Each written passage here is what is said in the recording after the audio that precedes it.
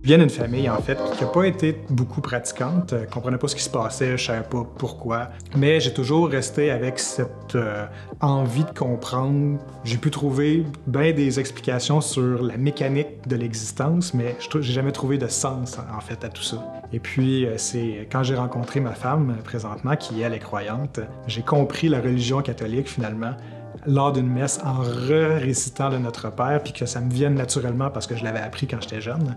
Le premier appel qui m'est venu, c'est vraiment un appel à vivre en communauté. Donc, pour moi, c'est pas juste de se refermer sur soi-même, mais c'est aussi d'ouvrir et d'avoir un projet commun. On a commencé à faire un peu d'audiovisuel aussi, et puis d'accompagner des paroisses, pouvoir les aider finalement à donner envie, à s'organiser. Je me suis pas mal découvert là-dedans.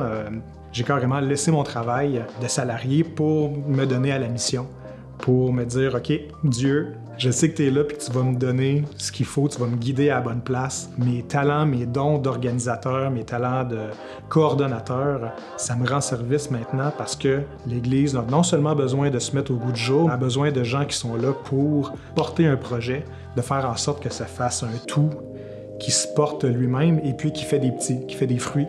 Toujours voir plus loin, de voir plus tard, là, et puis de prendre notre responsabilité, justement, de missionnaire. Pour moi, c'est vraiment de mixer l'Église avec le côté entrepreneurial. De ne pas avoir peur de foncer, de se remettre toujours en question. Est-ce que c'est un projet de Dieu?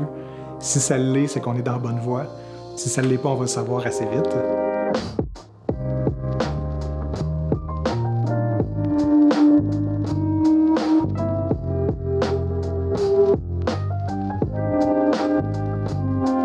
Donc, de prendre en charge l'Église, c'est de co-créer cette Église-là avec Dieu.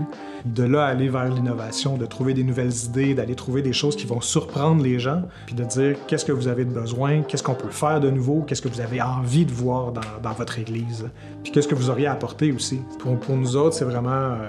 Oui, c'est ça, c'est un appel de couple. Ça a demandé beaucoup de discernement, à approfondir c'est quoi la place d'un par rapport à l'autre. C'est possible de vivre une vie de couple, un projet commun, mais aussi une mission qui est commune. Que de prendre soin de la vie, c'est aussi prendre soin de la vie des autres, de prendre soin de la vie de l'Église.